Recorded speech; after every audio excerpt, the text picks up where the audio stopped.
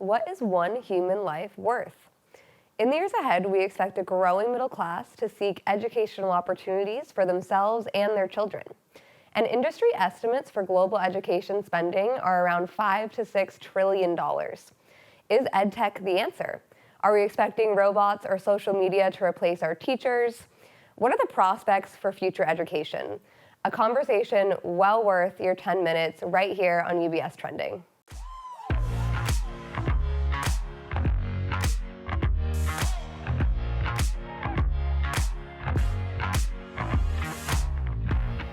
Hi everyone, and welcome to UBS Trending. I'm your guest host, Michelle La Liberty, filling in for Anthony. We have Greg Morrow and Vineet Sukecha with us today, partners of Learn Capital. Let's get right down into what's most important right now with our education market. So, Greg, let me just start with you. I just want to start with the basics here, and what does EdTech really mean? I know that we're probably not expecting robots in the classroom tomorrow, so what does this really look like? And just tell us a little bit more about the market. Sure. So education was a very uninnovative and frankly somewhat uninteresting space from a venture capital perspective 13 years ago. Three things arrived in the scene that really changed the game. The emergence of broadband, the pervasive broadband, the social layer, and then finally mobile. And those three things together drove really a Cambrian explosion in the space that went from 80 venture-backed companies to over 3,000. And so you have companies deploying those technologies to really provide radically new innovations and business models in the traditional education space that could be early ed, K-12, post-secondary, but also across corporate training, assessment, skilling.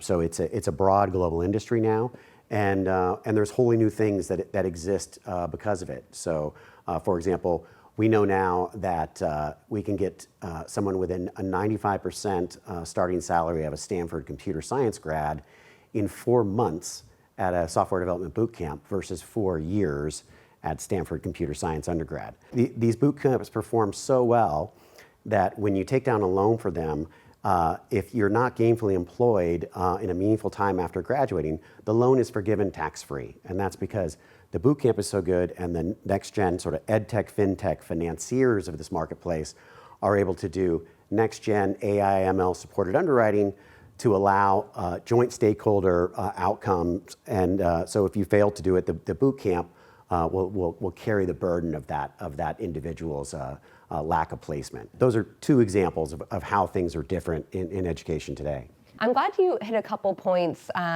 student lending being one of them, about some of the complexities here. I know within CIO, one thing that we think EdTech could potentially do is expand access to education. But I know there's a lot to consider. The digital divide, again, here in the US, lending is a huge topic, of course.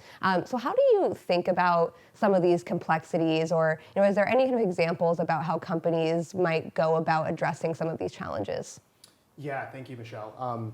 It sort of goes without saying that education, everyone has a direct experience with education in some way, shape, or form. When you're operating within a $6-7 trillion sector that directly touches the lives of students every day, there are just going to be natural complexities with operating in that sector. And so for us, when we think about investing in new technologies, we want to make sure that we're investing in technologies that are creating entirely new categories within these multi-billion dollar, or in some cases even multi-trillion dollar markets, entirely new categories that help take these stakeholders basically from point A to point B. The leading AI management solutions for K-12 classrooms, both here in the United States and around the world. And so this AI solution, it actually allows teachers to command their entire classrooms just by voice command. To think about how that could drive the productivity for a teacher. I'm actually a former K-12 teacher myself. I taught 9th grade Algebra 1.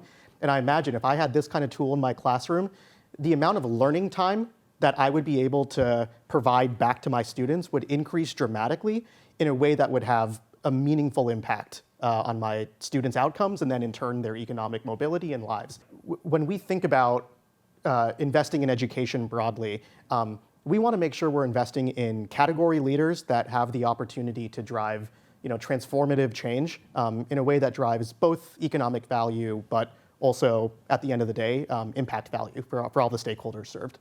I think it's a good segue into an impact-related question. I know within CIO, when we want to call something impact, we want to see that the investment or the capital is making a measurable difference. So how do you think about that in terms of types of things to think about that indicate impact? We'll sit down with the founder and CEOs of the investee companies. We'll work with them to determine very concrete metrics along lines of access and quality to ensure that their day-to-day operations are directly impacting stakeholders across a range of different metrics, right? Once we sit down with them, determine these metrics, we'll actually collect data on that in collaboration with founders on an annually or biannually basis. And we actually use that data and compare it against incumbent benchmark data to see how these companies are really performing. And so for us, it's really important that whenever we make an investment, we want to make sure, like I said, it's truly transforming the lives of the stakeholders that are served here. And so even beyond that, we'll take it 2 and 3 steps further, and we'll do quite a few complex analyses as well. We even go so far as to measure the statistical power of the impact that our portfolio companies are making. So it's something that we take very seriously when investing. Very interesting, thank you. And I know we're getting close on time, but Greg, just before we wrap, any key takeaways that you want our viewers to take away here today? But just breaking through those access barriers is huge. Accredited undergraduate institutions serving emerging markets, where imagine if you could access college in the United States at $300 a month. That's what's growing in emerging markets, is high quality education that you can access at price points that were considered unrealistic previously. The other thing I would point out is just where education is broadly. It's a sector that we mentioned is $6 trillion versus healthcare, which is $10 trillion. So it's about 60% of the healthcare sector, and yet there's only arguably 7 companies that are public, only 4 that are what we would consider ed tech companies that were influenced by that sort of broadband, social, and mobile. And if you look in healthcare and any other category for that matter, media, elsewhere, if you look at the total market and the total market capitalization, you generally have a 60 to 80% ratio of the public market cap to the addressable market. In education, that's still below 5%. So the amount of blue ocean that's still available for future public company growth in education is quite mind-blowing. It's a fascinating inflection point in the industry. Very exciting industry indeed.